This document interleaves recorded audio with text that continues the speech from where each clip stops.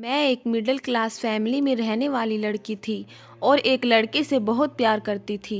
वह लड़का भी मुझसे बहुत प्यार करता था। मेरी पढ़ाई पूरी होते ही उसे लड़के ने मेरे घर पर रिश्ता भेज दिया और दोनों परिवार हमारी शादी के लिए राजी हो गए। कुछ दिनों बाद मेरी शादी हो गई। मेरे पति की गवर्नमेंट जॉब लग गई। मेरे पति को सरकार की तरफ से एक घर मिला था। यह घर काफ़ी अच्छा था। मैं अपने ससुराल में ही रहती थी। मैं अपनी ससुराल वाले घर में 3 साल रही। 3 साल के बाद मेरे पति ने फैसला लिया कि अब हमें अपने घर में रहेंगे, जबकि मेरे पति की फैमिली बहुत अच्छी थी। उन्होंने भी हमसे कह दिया कि तुम अपने घर में जाकर रह सकते हो। मेरी शादी को 3 साल हो चुके थे और मेरे पास अभी तक कोई औलाद नहीं थी। मैं जब इस घर में आ गई तो यह घर बहुत बड़ा था और मुझे इस घर की साफ सफाई करने में बहुत परेशानी होती थी। मैंने अपने पति से नौकरानी के लिए कह रखा था। एक दिन मैंने अपने पति से कहा कि हमें इस घर में रहते हुए 1 महीना हो गया और मैं रोज़ आपसे कहते कहते थक गई हूँ कि मुझे एक नौकरानी की ज़रूरत है। मुझे इस घर का काम नहीं होता है, लेकिन आप मेरी बात सुनने के लिए तैयार नहीं हो। रोज़ मुझे कोई ना कोई बात कह कर टाल देते हो। मैंने अपने पति को कहा कि अगर तुमने नौकरानी का इंतज़ाम नहीं किया तो मैं यहाँ से अपने घर चली जाऊंगी। मैंने कभी अपने मायके में इतना काम नहीं किया था, क्योंकि मेरी माँ ने कभी भी मुझे घर के काम काज नहीं करवाए थे और ससुराल वाले घर में तो मेरे साथ ही मेरे सारे काम किया करती थी।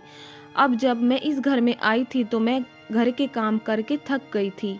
सारा सारा दिन मैं घर में काम में लगी रहती थी। मुझे 1 मिनट को भी फुर्सत नहीं मिलती थी कि मैं आराम कर सकूं। मेरे पति का नाम राजन था। राजन मुझसे कहने लगे, रीना तुम्हें परेशान होने की कोई ज़रूरत नहीं। मैंने गांव से एक लड़की का इंतजाम करवा लिया है। 1 हफ्ते बाद वह लड़की आ जाएगी, लेकिन तुमसे तो सब्र ही नहीं हो रहा। फुल टाइम नौकरानी बहुत मुश्किल से मिलती है। जैसे ही वह लड़की यहाँ आ जाएगी तुम्हारी सारी परेशानियाँ दूर हो जाएगी। तुम परेशान मत हो। कुछ दिन बाद उनके साथ एक 19 साल की लड़की थी। उस लड़की को देखकर मुझे बहुत ज़्यादा गुस्सा आ रहा था, क्योंकि वह लड़की मेरे पति के पास ही खड़ी थी। मैंने राजन को गुस्से से देखने लगी। इतनी देर में मैं कुछ कह पाती तभी राजन समझ गए थे कि मैं उनको गुस्से में देख रही हूँ। राजन ने मुझे उस लड़की से मिलवाया और कहने लगे कि यह सीमा है और आज से यह हमारे घर के सारे काम किया करेगी। तुम्हें परेशान होने की कोई ज़रूरत नहीं। इस घर के सारे काम समझा देना।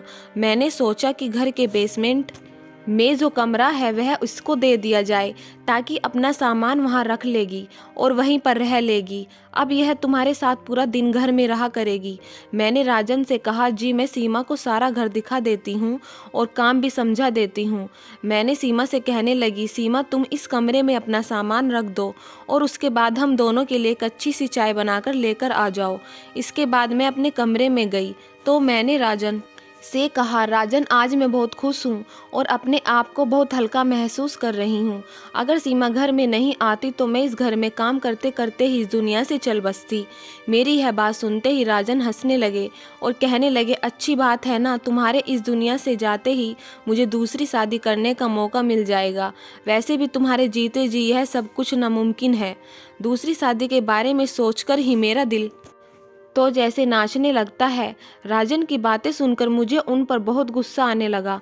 मेरे गुस्से भरी निगाह देखते ही राजन खामोश हो गए। मैंने राजन से कहा, मर्द होते ही बेवफा है। पहली पत्नी के मरने का इंतजार करते हैं, चाहे उनकी पत्नी उनके लिए कुछ भी कर ले, लेकिन उनके दिल में तो हमेशा दूसरी शादी करने की चाहत जागती रहती है। मैंने राजन को अच्छी खासी बातें सुना दी थी, क्योंकि यह पहली बार नहीं था। राजन ऐसे ही मुझसे छेड़छाड़ करके मजाक करते रहते थे। राजन ने कहा, इस घर में तुम्हारे अलावा मेरे पास कोई नहीं है जिससे मैं मजाक कर सकूं, और शायद तुम यह नहीं जानते कि मैं तुमसे कितनी मोहब्बत करता हूं। तुम्हारे अलावा किसी की तरफ नज़र उठाकर भी नहीं देख सकता, फिर भी तुम इस तरह की बातें कर रही हो। मर्द बेवफा नहीं होते, बल्कि औरतें उन पर शक करके उनको बेवफा बना देती है, और असल में तो उसकी दूसरी शादी के पीछे पहली पत्नी का ही हाथ होता है। राजन की बातें सुनकर मैं राजन को घूरने लगी। तभी राजन हंसने लगे और कहने लगे, अच्छा पागल, मैं तुमसे बहुत प्यार करता हूँ। ऐसी बातें मत किया करो और गुस्सा मत किया करो, उसमें तुम और भी ज़्यादा खतरनाक लगती हो। उनकी यह बातें सुनते ही मेरे भी हंसी निकल गई थी और हम दोनों एक दूसरे के साथ बहुत खुश थे। मेरे पति राजन मुझसे कहने लगे क्या हम आज बातों से ही पेट भरेंगे? अरे मुझे बहुत तेज भूख लगी है, कुछ खाने का इंतजाम तो करो। मैंने कहा आज तो खाना बनाया ही नहीं, भूख से मेरा बुरा हाल हो रहा है और तुम्हें झगड़ने के अलावा कोई दूसरा काम ही नहीं। आज क्या सिर्फ बातों से ही मेरा पेट भरोगी? अभी राजन की बात पूरी ही नहीं हुई थी कि इतनी ही देर में दरवाजे पर सीमा ने दस्तक दी और कहने लगी, मालकिन खाना तैयार हो गया है। हम दोनों हैरानी से सीमा की तरफ देखकर हंसकर देखने लगे। अपनी लड़ाई में हम दोनों यह तो भूल ही गए थे कि हमने तो नौकरानी भी रख ली है। मैंने सीमा से कहा, तुम जाकर टेबल सेट करो और हम आते हैं। मुझे देखकर सीमा जी में सर हिलाकर वहां से चली गई। मैंने राजन से कहा, हमें इस लड़की को अपने घर पर नहीं रखना चाहिए था। आखिर इस जवान लड़की की वजह से हमारे ऊपर कोई प्रॉब्लम ना आ जाए। ऐसी किसी पराई लड़की को अपने घर में रखना कहीं मुश्किल ना बन जाए। इसको यहाँ लाने से पहले आप एक बार मुझसे भी तो पूछ सकते थे। अगर आप मुझसे पूछ लेते तो मैं कभी भी जवान लड़की को यहाँ रखने की इजाज़त नहीं देती। मेरी बात सुनकर राजन हैरानी से मेरी तरफ देखने लगे और कहने लगे, मुझे तो लगता है तुम अकेले इस घर में रह रहकर पागल हो गई हो। पहले तो तुम रोज़ मेरा दिमाग खराब करती थी कि नौकरानी की ज़रूरत है, और अब नौकरानी आ गई है तो तुम अब ऐसे ऐतराज हो रहा है। टेंशन मत लो, बेचारे गरीब परिवार की है, तुम्हारे सारे काम करेगी। और वैसे भी है, मेरे दोस्त के गांव से ताल्लुक़ रखती है, वह इस लड़की को बहुत अच्छे से जानता है। मैं हूं ना, और वैसे भी लड़की शादीशुदा है, इसका परिवार गाँव में रहता है, इसके परिवार को पैसों की ज़रूरत है, इसीलिए यह यहाँ पर ही रहेगी। इसकी जिम्मेदारी मेरे दोस्त ने ली है, तभी तो मैं इसको यहाँ पर लेकर आया हूँ। और यह तो सोचो कि आज तुम्हें ऐसे बैठे बिठाए खाना तैयार मिल रहा है, और अगर तुम्हें फिर भी इस लड़की पर कोई शक या ऐतराज है तो फिर मैं इसके जाने का इंतजाम कर देता हूँ। तुम सोच लो, लेकिन इसके बाद मुझे फिर यह मत कहना कि मुझे नौकरानी ढूंढ कर दो, क्योंकि मुझे तुम्हारी नौकरानी ढूंढने के अलावा भी बहुत सारे काम होते हैं। मैंने राजन से कहा, बस बस राजन, बहुत हो गया। अभी मैं इस लड़की को 2-3 दिन देख लेती हूँ, इस लड़की के चाल चलन कैसा है, और इसको लेकर अपना दिल पक्का कर लेती हूँ, तभी मैं इसको परमानेंट रखूँगी। और अब चलो खाना खा लेते हैं, खाना ठंडा हो जाएगा। यह कहकर राजन और मैं नीचे आ गए। आकर देखा तो टेबल बहुत अच्छे सलीके से सजी हुई थी। खाने के टेबल देखकर ऐसा लग रहा था जैसे हम किसी होटल में खाना खा रहे हैं। राजन ने तो उस लड़की के बहुत तारीफ करी। सीमा ने बहुत अलग अलग तरीके का खाना बनाया था। खाना काफ़ी टेस्टी था, वरना घर में तो मुझे सिर्फ एक ही तरह का खाना मुश्किल से मिल पाता है। तुम तो काफ़ी टैलेंटेड हो, पहले ही बार में तुमने इतना बढ़िया खाना बनाया है। और सीमा की सबसे अच्छी बात राजन को यह लगी थी कि उसने जरा सा भी तंग नहीं किया। पहले ही दिन उसने किचन में जाते ही सब कुछ संभाल लिया था।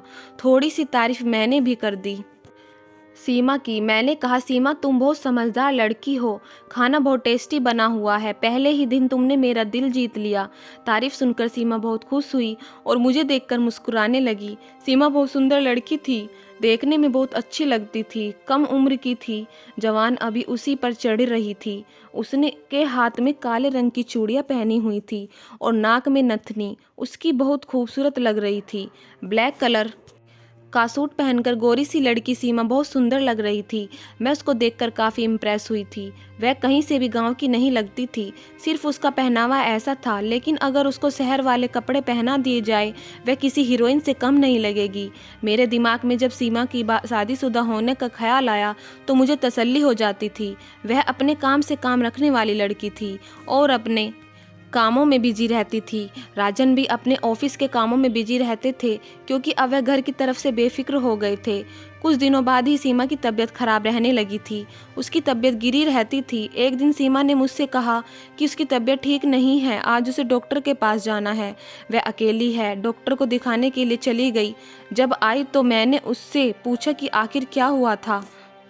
उसने मुझे कुछ नहीं बताया, लेकिन वह माँ बनने वाली थी और यह बात मुझसे छुपा रही थी। सीमा ने मुझे भी कुछ नहीं बताया था। फिर एक दिन मैंने सीमा से पूछने की कोशिश की तो उसने बताया कि जब से वह यहाँ आई थी तभी से वह माँ बनने वाली थी। मैंने उससे कहा कि फिर तुम्हारे पति ने तुम्हें इतनी दूर काम करने के लिए क्यों भेज दिया, और वह भी इस हालत में? तुम्हें यहाँ पर नहीं आना चाहिए था। इस समय तो तुम्हें सबसे ज़्यादा अपने पति की ज़रूरत है। मेरे यह कहते ही सीमा खामोश हो गई और कहने लगी, मालकिन, गरीब लोग ऐसी बातों को नहीं समझते हैं और वैसे भी हम गांव के लोग बहुत मजबूत होते हैं। हम लोगों के लिए बच्चे पैदा करना आम सी बात है। मैं गांव में होती तब भी किसी न किसी घर काम क्या कर रही होती। यहाँ तो फिर भी मुझे सुकून है। आप और मालिक बहुत अच्छे हैं। कम से कम मुझे किसी की बातें तो नहीं सुनने को मिलती। और फिर यहाँ मुझे तनख्वाह भी अच्छी मिलती है। मैं अपनी डिलीवरी के लिए पैसा जमा कर लूँगी और अपनी डिलीवरी इसी शहर में करवाऊँगी और बच्चा पैदा करने के लिए गांव के अस्पताल नहीं जाऊँगी। वहाँ के अस्पतालों से तो मुझे बहुत डर लगता है। और आप फिक्र मत करो, मेरी वजह से आपको कोई तकलीफ़ नहीं होगी। मैं आखिर सारे काम इसी तरह से करूँगी जैसे करती हूँ। बस 2-3 दिन की तो बात होगी। तीसरे दिन फिर काम में लग जाऊंगी। कुछ देर तक तो सीमा इतनी देर तक बोलती रही कि उसने मुझे अपनी सारी ही कहानी सुना डाली। उसकी बातों से मैं तो सहमत हो गई थी, लेकिन मैं सोच रही थी कि राजन ने मुझे यह बात क्यों नहीं बताई कि सीमा माँ बनने वाली है। जैसे ही रात को राजन घर आए तो मैंने उनसे पूछा कि आपको आपके दोस्त ने यह नहीं बताया कि सीमा माँ बनने वाली है, या फिर तुम्हारे दोस्त ने तुम्हें बताना ठीक नहीं समझा। वैसे मुझे भरोसा है तुम्हें इस बारे में नहीं पता होगा, क्योंकि अगर तुम्हें पता होता तो तुम मुझे ज़रूर बताते, और अगर तुम्हें पता है तो तुमने मुझे क्यों नहीं बताया? क्या तुम मुझसे बातें छुपाने लगे हो? राजन मेरी तरफ हैरानी से देखने लगे और कहने लगे कि क्या सीमा माँ बनने वाली है? आखिर यह बात मुझे कैसे पता होगी? मैं तो आज तुम्हारे मुँह से यह बात सुन रहा हूँ और मैं तुमसे कोई बात नहीं छुपाता, लेकिन तुम मुझ पर बेवजह शक जरूर करने लगी हो। मुझे तो समझ नहीं आता कि तुम सीमा को लेकर हमेशा मुझसे सवाल जवाब क्यों करती रहती हो। अगर उसके बारे में जानने का इतना ही शौक है तो उसी से क्यों नहीं पूछ लेती हो? और अगर तुम्हें किसी भी तरह का मुझ पर कोई शक है तो मैं कल ही इसे इसके गांव छोड़कर आ जाऊंगा। फिर खुद ही अपनी पसंद की नौकरानी ढूंढ लेना। राजन मुझ पर गुस्सा करने लगे और वह सवालों से बहुत तंग आ गए थे। एक तो वह रात को ऑफिस से थके हारे घर आते थे और आते ही मैं उनसे कोई ना कोई सवाल कर बैठ जाती थी। वह मुझे कई बार समझा चुके थे कि तुम सीमा के बारे में ज़्यादा मत सोचा करो, वह अच्छी लड़की है। लेकिन पता नहीं क्यों मुझे अपने पति पर शक होने लगा था। ऐसा लगता था जैसे मुझे उन पर शक करने की आदत सी हो गई है। उनका कहना था, तुम्हें कुछ भी समझाना बेकार है, क्योंकि कोई भी बात तुम्हारी समझ में नहीं आती और तुम सीधी बात का गलत मतलब निकाल लेती हो। मैं राजन से कहा कि अब हमें साथ साथ उसकी भी देखभाल करनी होगी। अगर मुझे पहले इसके बारे में पता होता तो मैं कभी भी इस लड़की को इस घर में नौकरी पर नहीं रखती। किसी तरह यह बात खत्म हो गई थी और हम दोनों लड़ झगड़ कर सो गए। सुबह जैसे ही मैंने बेड से उठी तो खड़े होने के लिए ज़मीन पर पैर रखा तो अचानक ही मुझे चक्कर आ गए और मैं गिरने लगी। उसी समय राजन भी घर पर ही थे। उन्होंने मेरी तबीयत को बिगड़ते हुए देखा तो कहने लगे कि चलो मैं तुम्हें डॉक्टर के यहाँ लेकर चलता हूँ। वह मुझे डॉक्टर के पास लेकर गए। डॉक्टर ने हमें एक ऐसी खबर सुनाई थी जिसको सुनकर हम खुशी से पागल हो गए थे। डॉक्टर ने बताया कि मैं माँ बनने वाली हूँ। यह खबर सुनकर मेरे पति के तो पैर जमीन पर ही नहीं थे, होते भी क्यों नहीं। आखिर उनका 3 साल बाद औलाद की खुशी मिल रही थी। शादी के बाद मैंने काफ़ी इलाज करवाए थे, लेकिन मुझे किसी भी डॉक्टर की दवाई से कोई फ़र्क नहीं होता था और राजन के सर पर बच्चों का जुनून सवार था। लेकिन कभी मेरे पति ने मुझे ऐसी कोई वैसी बात करके मुझे शर्मिंदा नहीं किया था। मेरे पति को ऐसा लगता था जैसे हमारी शादी को बहुत साल हो गए हैं। लोगों के बच्चे तो 10 साल भी नहीं होते, लेकिन मेरी शादी को तो अभी 3 साल ही हुए थे। इतने कम दिनों में भी वह बच्चे को अडॉप्ट करने के लिए राजी हो गए थे। लेकिन उनके दोस्त उनको यह समझाते थे कि नहीं, अपना खून तो अपना ही होता है और अपने ही खून का इंतजार कर रहे थे। अब जब उनको यह खुशी मिली तो वह अपनी खुशी को शब्दों में बयां नहीं कर पा रहे थे। इस खुशी को सुनते ही राजन ने पूरे अस्पताल में मिठाइयाँ बंटवाई। जैसे ही राजन घर पर आए तो उन्होंने यह खबर सीमा को भी सुनाई और उससे कहने लगे कि तुम्हें अपनी मालकिन का बहुत ज़्यादा ख्याल रखना है। राजन मुझसे कहने लगे, देखो तुम यहाँ बैठो और तुम्हें बेड से कदम भी ज़मीन पर रखने की कोई ज़रूरत नहीं। राजन कह रहे थे कि मुझे तो समझ ही नहीं आ रहा है कि मैं अपनी इतनी बड़ी खुशी को कैसे सेलिब्रेट करूँ। राजन मुझसे कहने लगे, तुम्हें सिर्फ सीमा से अपना काम लेना है और तुम उसके बारे में मत सोचो, वह गाँव की पली बड़ी लड़की है। उसको तो आदत है यह सब कुछ करने की। वहाँ की औरतें तो इस हालत में घर के 10 काम करती है। और तुम मेरी बात कान खोल कर सुनो, तुम्हें सिर्फ अपना ख्याल रखना है। और मैं सीमा से भी कह कर आता हूँ कि वह सिर्फ तुम्हारा ख्याल रखे, तुम्हें किसी चीज़ की भी कोई कमी नहीं होनी चाहिए। राजन मुझे बहुत प्यार से समझा रहे थे। उनका इतना प्यार देखकर मेरी आंखों में आंसू आ गए। वह मुझसे बहुत मोहब्बत करते थे। मैं तो अपने आप को बहुत खुशकिस्मत पत्नी समझ रही थी। आखिर मुझे इतना प्यार करने वाला पति जो मिला था। ऐसा लग रहा था जैसे ज़िंदगी की सारी खुशियाँ मेरे कदमों में आकर गिर गई हो। मैं दुनिया की दूसरी बातें भूलकर बस अपने आने वाले नए मेहमान की तैयारी करना चाहती थी। लेकिन जब से सीमा ने इस खुशखबरी के बारे में सुना था, उसका मूड ऑफ सा रहने लगा था। ना जाने क्यों वह कहीं खोई हुई सी रहती थी। फिर मैं यह सोचकर अपना ध्यान भटका लिया करती थी कि शायद वह मेरे पति को मेरा ख्याल रखता हुआ देखकर सोचती होगी कि काश मेरा पति भी मेरा ख्याल रखने के लिए मेरे साथ होता, क्योंकि मेरा पति मेरा बहुत ख्याल रखते थे। ज़बरदस्ती मुझे अपने हाथों से खाना खिलाते थे और मेरी हर छोटी से छोटी ज़रूरत का ख्याल रखते थे। सीमा की डिलीवरी का टाइम करीब आने लगा था, जबकि मेरी डिलीवरी में अभी काफ़ी महीने थे। राजन मेरी गोद भराई की रस्म करना चाहते थे, इसीलिए उन्होंने मेरे ससुराल वालों और मेरे मायके वालों को घर पर इनवाइट कर लिया था। मुझे अपने बच्चे की इतनी खुशी थी कि मैंने सीमा की तरफ ध्यान ही देना कम कर दिया था। जिस दिन मेरी गोद भराई की रस्म थी, उस दिन पूरे परिवार ने इकट्ठे होकर मुझे बधाइयाँ दी। सभी लोग बहुत खुश थे। सबने खाना खाया और खाना खाने के बाद सब एक साथ बैठकर बातें कर रहे थे। मेरे ससुराल वालों का कहना था कि मेरा यहाँ पर अब अकेले रहना ठीक नहीं है, लेकिन राजन ने उनसे कहा कि नहीं, वह मुझे अपने साथ ही इसी घर में रखना चाहते हैं। उनकी जिद के सामने सारे घर वाले खामोश हो गए। सब लोग जानते थे कि राजन बहुत जिद्दी है, इसीलिए उन्होंने राजन को ज़्यादा समझना ठीक नहीं समझा। सब लोग आपस में बैठे हुए बातें ही कर रहे थे कि इतनी ही देर में कुछ ऐसा हुआ जिसको देखकर सबके रोंगटे खड़े हो गए और खुशी का माहौल गम में बदल गया। पता नहीं था अचानक बैठे बैठे कुछ ऐसा हो जाएगा कि सारी खुशियाँ दुख का रूप ले लेगी। सीमा सबके लिए चाय बनाकर सीढ़ियों से नीचे उतर रही थी कि अचानक ही सीढ़ियों से उसका पैर फिसल गया और वह सीढ़ियों से नीचे गिरकर बेहोश हो गई। उसके सर से काफ़ी खून बह रहा था। तभी राजन उसे अस्पताल लेकर गए और राजन ने किसी को भी अपने साथ जाने नहीं दिया।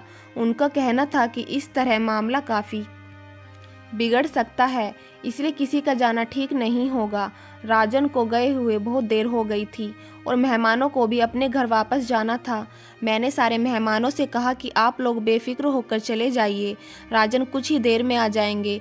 मेरी कुछ देर पहले ही उनसे फ़ोन पर बात हो गई है और सब कुछ बिल्कुल ठीक है, परेशान होने की कोई ज़रूरत नहीं। यह बात सुनकर वह जाने के लिए तैयार हो गए और मेरी सास ने मुझसे कहा कि बेटा अपना बहुत ख्याल रखना, और जैसे ही राजन घर पर आ जाए तो हमें फ़ोन करके बता देना। और हाँ, तुम अपनी नौकरानी को उसके घर भेज दो, बेचारी पूरी दिनों से है, उसे आराम की ज़रूरत है। तुम्हारी तबीयत भी तो ख़राब है, उसकी टेंशन लोगी तो अपनी तबीयत को भी ज़्यादा ख़राब कर लोगी। उसके पति को बुलवाओ और उसे वापस भेज दो और कहना कि डिलीवरी के बाद उसे खुद आकर यहाँ पर छोड़कर जाए। मैंने अपनी सास से कहा कि ठीक है मम्मी जी, मैं ऐसा ही करूँगी। मैं तो खुद भी यही चाहती थी कि अपने इन दिनों में सीमा अपने गांव चली जाए। वैसे भी इस वक्त उसकी हालत घर के काम करने वाली नहीं थी, बल्कि मैं उससे कई बार बोल चुकी थी कि तुम अपने गांव चली जाओ, लेकिन वह हमेशा ही मुझे टाल दिया करती थी। जब सारे मेहमान घर से चले गए तो उनको दरवाज़ों पर छोड़कर आने के बाद मैं अपने कमरे में आकर बैठ गई। मैं बार बार राजन को फ़ोन किए जा रही थी। जैसे जैसे वक्त गुजरता जा रहा था, मेरी परेशानी और भी ज़्यादा बढ़ती जा रही थी। रात के 3 बज गए थे और उन्हें गए हुए 5 घंटे हो चुके थे। मैं हर थोड़ी देर के बाद राजन को फ़ोन करने की कोशिश कर रही थी, लेकिन उनका फ़ोन स्विच ऑफ आ रहा था और मुझे राजन का इंतज़ार करते करते नींद आ गई। जैसे ही मेरी आँख खुली तो मैं डर गई, यह देखकर कि राजन मेरे सामने खड़े हुए थे। मैंने राजन से कहा कि क्या हुआ, तुमने इतनी देर क्यों लगा दी घर आने में? और सीमा कहाँ है, ठीक तो है ना? कहाँ है वह? मैं उससे मिलकर आती हूँ। ऐसा ना हो कि उसे किसी चीज़ की ज़रूरत हो।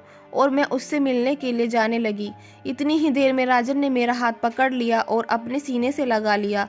वह मुझसे कहने लगे कि शांत रहो, सीमा इस दुनिया में नहीं रही। यह सुनकर मैंने राजन से कहा, यह तुम कैसा मजाक कर रहे हो राजन?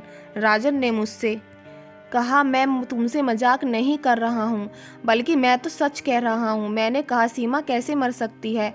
उसका बच्चा कहाँ है? मुझे तो यकीन ही नहीं आ रहा था कि हंसती मुस्कुराती हुई सीमा ऐसे भी मर सकती है। राजन ने मुझे बताया कि उसका बच्चा पेट में ही मर गया था और उसके सर पर भी गहरी चोट लगी हुई थी, जिसकी वजह से उसकी मौके पर ही मौत हो गई थी। यह सुनकर तो जैसे ही मेरे होश ही हो उड़ गए थे। उन्होंने मुझे बताया कि अभी मैं इसका क्रियाक्रम करके आ रहा हूँ और मैं बहुत डर गया हूँ। अगर पुलिस को एक खबर लग जाती तो मेरी नौकरी खतरे में पड़ सकती थी और मेरी सारी ज़िंदगी अदालतों के चक्कर लगा लगा कर गुजर जाती। यह सब सुनकर मैं और भी ज़्यादा परेशान हो गई थी।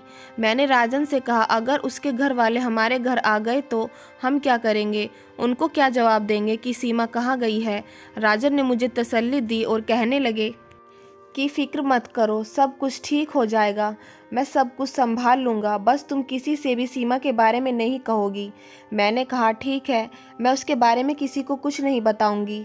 सीमा की मौत पर मैं बहुत ज़्यादा अफसोस में थी और दिन रात रोती रहती थी, लेकिन वक्त के साथ साथ सब कुछ ठीक हो जाता है और सीमा की मौत का जख्म भी अब हमारे दिलों से भरने लगा था।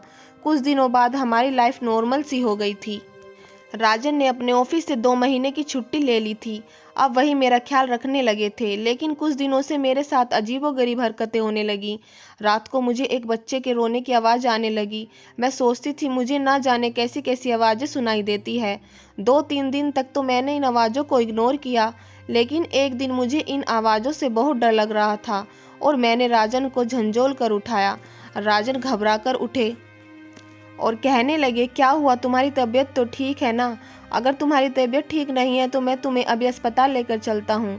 मैंने परेशान होते हुए कहा, राजन मेरी तबीयत खराब नहीं है, बल्कि मुझे किसी बच्चे के रोने की आवाज़ आ रही है। रोज़ मुझे ऐसी आवाज़ सुनाई देती है और मैं इन आवाज़ों से डर जाती हूँ, लेकिन मैंने आपको नहीं बताया। आज मुझे इस आवाज़ से नींद नहीं आ रही है।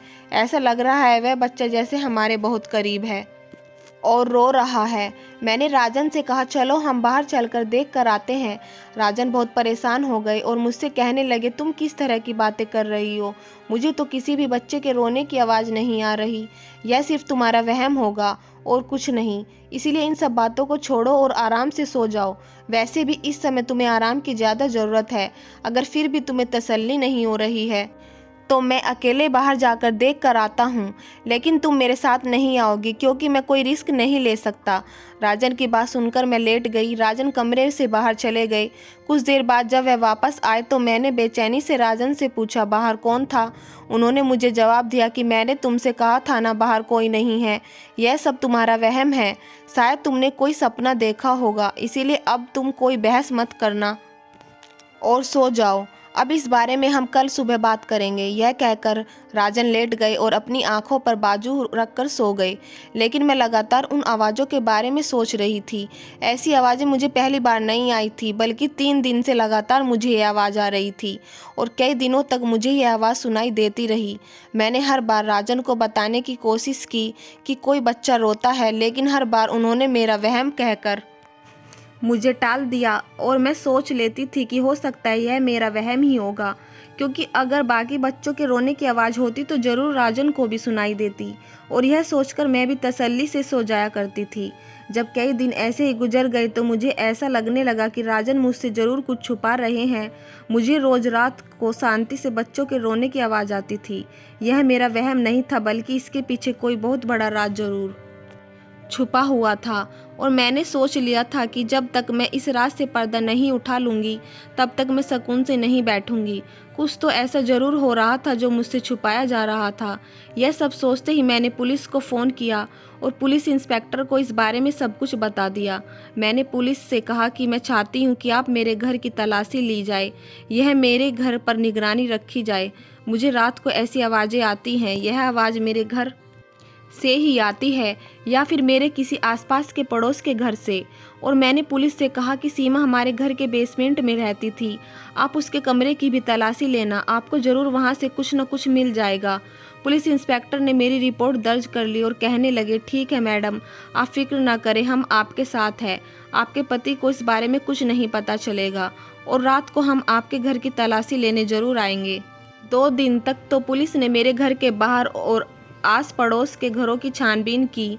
पुलिस वालों का कहना था कि मैडम आप हमें गुमराह कर रही है, हमें तो ऐसी कोई आवाज़ नहीं आती। मैंने कहा कि सर ऐसा भी तो हो सकता है कि शायद हमारे घर के बेसमेंट में ही सीमा का बच्चा हो, क्योंकि जब से सीमा गई है वह रूम तो लॉक रहता है और उसकी चाबी मेरे पति के पास होती है। अगर मैं अपने पति से ज़्यादा सवाल जवाब करूँगी तो वह मुझे गलत समझेंगे, इसीलिए यह कैसे करना आप अपने हिसाब से हैंडल कर लीजिए। फिर रात को जब पुलिस हमारे घर आई और उन्होंने राजन से कहा कि हमें आपके घर की तलाशी लेनी है, राजन उनसे कहने लगे कि आपको क्यों हमारे घर की तलाशी लेनी है, आखिर हमारे घर में ऐसा क्या है। पुलिस वालों ने कहा कि हमने आपके आसपास के घरों की भी तलाशी ली है, अब यहाँ सिर्फ आपका ही घर बचा है, अब हम आपके घर की तलाशी लेना चाहते हैं। सबसे पहले पुलिस ने बेसमेंट में जाने को कहा। जब पुलिस बेसमेंट में गई तो उन्होंने देखा कि रूम में ताला लगा हुआ था। उन्होंने राजन से कहा हमें इस कमरे की चाबी चाहिए, हम इस कमरे को खोलकर देखना चाहते हैं। इंस्पेक्टर की चाबी मांगने पर राजन के चेहरे का रंग उड़ गया था, वह परेशान लग रहे थे। पुलिस इंस्पेक्टर ने कहा अगर आप हमें चाबी नहीं देंगे तो हम इस दरवाजे को तोड़ भी सकते हैं। आप हमें धमकी में लेने की कोशिश मत करिए, हम तो बस यही जानना चाहते हैं कि आखिर इस घर में कौन सी खिचड़ी पक रही है। आस पड़ोस के लोगों की शिकायत है कि आपके घर से किसी बच्चे के रोने की आवाज़ आती है, जबकि आपके घर में तो कोई बच्चा भी नहीं है, और यह आवाज़ सिर्फ रात को ही क्यों आती है। राजन कहने लगे आप कैसी बातें कर रहे हैं इंस्पेक्टर, बच्चे के रोने की आवाज़ तो किसी भी घर से आ सकती है। पड़ोस में बहुत सारे लोग हैं जिनके छोटे छोटे बच्चे हैं, लेकिन आपको हमारे घर पर ही क्यों शक है, हमारे घर में तो कोई बच्चा भी नहीं। इंस्पेक्टर ने कहा जी इसीलिए तो हम आपके घर की तलाशी करना चाहते हैं, आखिर आपने इस कमरे में ताला क्यों लगाया हुआ है, आप इस ताले को जल्दी से खोलिए वरना हम दरवाज़ा तोड़ देंगे। राजन ने दरवाज़ा नहीं खोला तो पुलिस वालों ने ही दरवाजे को तोड़ दिया। ताला खुलते ही सब लोग कमरे में चले गए। यह देखते ही सब के सब हैरान रह गए कि एक छोटे से बच्चे के साथ उस कमरे में सीमा भी मौजूद थी। मैंने आगे बढ़कर देखा तो सीमा की गोद में एक बहुत प्यारी सी बच्ची थी जो देखने में राजन की तरह लग रही थी। पुलिस को देखकर सीमा बहुत डर गई थी और कहने लगी कि मैंने कुछ नहीं किया, जो कुछ भी हुआ है यह सब कुछ मालिक की वजह से हुआ है, मैं तो बस उनके हुक्म की गुलाम थी, इसीलिए जो कुछ भी वह मुझसे कहते थे मैं वही सब कुछ किया करती थी। पुलिस वालों ने उसे कोई सवाल नहीं किया था, लेकिन फिर भी वह जवाब दिए जा रही थी। सीमा कहने लगी मैं आप सब लोगों से हाथ जोड़कर माफ़ी मांगती हूँ, मुझे माफ़ कर दीजिए, भगवान के लिए मुझे और मेरी बेटी को जाने दीजिए, इसमें मेरा कोई कसूर नहीं है, मैं खुद यहाँ इतने दिनों से कैदी बनकर रह रही हूँ। यह कहकर सीमा फूट फूट कर रोने लगी। मैंने आगे बढ़कर सीमा को गले लगाया और खामोश करवाने की कोशिश करने लगी। मुझे सीमा का रोना नहीं देखा जा रहा था। पुलिस ने राजन से कहा कि आप सब कुछ यही बताएंगे या फिर हम आपके थाने लेकर चले।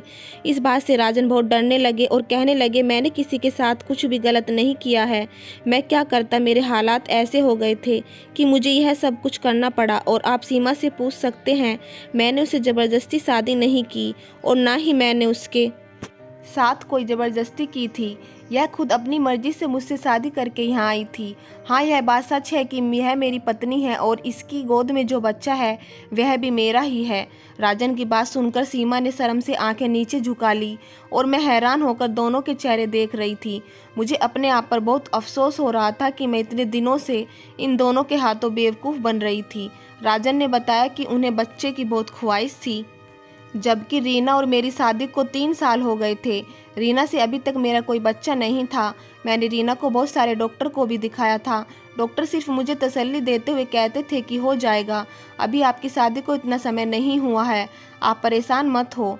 मैंने रीना से कई बार भी कहा था कि किसी बच्चे को गोद ले लेते हैं, लेकिन रीना ने मुझे कभी बच्चे को गोद लेने नहीं दिया। फिर एक दिन जब मैं अपने दोस्त के साथ गांव गया तो गांव में मुझे सीमा दिखाई दी। मैंने देखा कि सीमा वहां बहुत बेरोजगारी की ज़िंदगी गुजार रही थी। सीमा वहां पर भी लोगों के घरों में काम किया करती थी। सीमा की ऐसी हालत मुझसे नहीं देखी जा रही थी। मैंने सोचा कि मैं सीमा से बात करता हूं, अगर वह मुझसे शादी कर ले और बच्चा पैदा करके मुझे दे दे तो मैं उसकी लाइफ बना सकता हूं। और मुझे यह भी पता था कि रीना को जब इस बारे में पता चलेगा तो रीना कभी भी मुझे दूसरी शादी करने की इजाज़त नहीं देगी। इसलिए मैंने छुपकर सीमा से शादी कर ली और उसे पैसों का लालच दिया। इसीलिए मैं शादी करके सीमा को नौकरानी बनाकर अपने घर ले आया और इसी तरह वह हमारे घर में रहने लगी और घर के सारे कामकाज संभालने लगी। इसी दौरान मैं भी उसके रात के अंधेरे में मिलने जाता था। कुछ दिनों बाद जब पता चला कि सीमा प्रेग्नेंट है, लेकिन सीमा से शादी करना मेरे लिए जल्दबाजी साबित हुई। सीमा के प्रेग्नेंट होने के कुछ महीनों बाद ही मुझे रीना ने भी खबर सुना दी कि वह भी प्रेग्नेंट है। रीना की मां बनने की खबर सुनते ही मुझे ऐसा लग रहा था जैसे मैंने सीमा से शादी करके बहुत जल्दबाजी कर दी। मुझे नहीं पता था कि सीमा से शादी करने के बाद ही रीना भी मां बन जाएगी। और जब सीमा को रीना की मां बनने की खबर मिली तो वह मुझे धमकी दिया करती थी कि वह हम दोनों के रिश्ते के बारे में रीना को बता देगी, क्योंकि उसे भी यही उम्मीद थी कि रीना इतनी जल्दी मां नहीं बन सकती। मैं अपनी इस जल्दबाजी से बहुत पछता रहा था, लेकिन मैं रीना से बहुत मोहब्बत करता हूँ। मैं रीना को कभी छोड़ना नहीं चाहता था और मेरी नीयत में नहीं था कि मैं रीना को धोखा दूँ। इसलिए मैंने सोचा कि सीमा को गायब करवा दिया जाए। उस दिन जब सीढ़ियों से गिरकर सीमा बेहोश हो गई तो मैंने सोचा इससे अच्छा मौका और कोई नहीं हो सकता। इसीलिए मैंने प्लानिंग करके सीमा के मरने की झूठी खबर रीना को बता दी और बेसमेंट के कमरे में चुपचाप सीमा और उसकी बच्ची को लाकर बंद कर दिया। सीमा मुझे कह भी नहीं सकती थी, क्योंकि उसे पता था कि उसका और उसकी बच्ची को संभालने वाला मेरे अलावा कोई और भी नहीं है। राजन के मुंह से यह सारी सच्चाई सुनकर मुझे राजन से नफरत होने लगी थी। पुलिस ने धोखाधड़ी के केस में राजन को गिरफ्तार करना चाहा, लेकिन मैंने और सीमा इस केस को वापस ले लिया था, इसलिए मजबूरन पुलिस को वापस खाली हाथ जाना पड़ा। पुलिस के जाने के बाद सीमा मेरे आगे हाथ जोड़कर खड़ी हो गई और कहने लगी, मालकिन मुझे माफ़ कर दीजिए, मैंने आपके साथ बहुत बुरा किया, लेकिन मैं भी क्या करती, मैं मजबूर थी और अपने गरीबी भरी ज़िंदगी से तंग आ गई थी, इसीलिए मालिक की बातों में आकर उनके साथ चली आई। मेरे परिवार में खाने के लाले पड़े हुए थे, मुझे पैसों की बहुत ज़रूरत थी और मालिक को भी अपने बच्चों की ज़रूरत थी, इसीलिए मैंने अपनी गरीबी भरी ज़िंदगी से छुटकारा पाने के लिए मालिक से शादी कर ली। आप फिक्र मत करिए, आप पति पत्नी एक दूसरे के साथ खुश रहिए। मैं आप दोनों की ज़िंदगी से जा रही हूँ, क्योंकि मुझ में हिम्मत नहीं है कि मैं यहाँ रह कर आपका सामना करूँ। सीमा अपनी बच्ची को लेकर जाने लगी, तभी मैंने सीमा का हाथ पकड़ा और कहने लगी, सीमा तुम यहाँ से कहीं नहीं जाओगी, तुम यहीं मेरे साथ इस घर में रहोगी। तुम तो मासूम हो, सजा उसे मिलनी चाहिए जिसने यह सब कुछ किया है। मेरी तरफ देखकर राजन शर्मिंदा होने लगे। आखिर राजन ने हम दोनों के साथ बहुत गलत किया था। राजन मेरे सामने खड़े होकर हाथ जोड़कर मुझसे माफ़ी मांगने लगे। मैंने राजन की कोई बात नहीं सुनी और सीमा का हाथ पकड़कर उसे अपने कमरे में ले गई। मैंने फैसला कर लिया था कि जब तक राजन अपनी बेटी को स्वीकार नहीं कर लेते तब तक मैं उन्हें माफ़ नहीं करूंगी, क्योंकि मैं राजन की तरह मतलबी नहीं थी। मैं चाहती तो इस समय सीमा को घर से बाहर निकाल सकती थी, लेकिन मैं उस बेकसूर के साथ नाइंसाफ़ी नहीं कर सकती थी और उन दोनों माँ बेटी के सर से इज्जत की छत नहीं छीनना चाहती थी। कुछ दिनों बाद ही राजन ने अपनी बेटी को एक्सेप्ट कर लिया था और मैं भी माँ बन गई थी। मैंने भी एक बेटी को जन्म दिया था। अब हम दोनों मिलकर खुशी खुशी साथ रहने लगे थे। दोस्तों, उम्मीद करती हूँ आपको हमारी कहानी पसंद आई होगी। कहानी पसंद आई है तो वीडियो को लाइक करें, चैनल को सब्सक्राइब करें। धन्यवाद।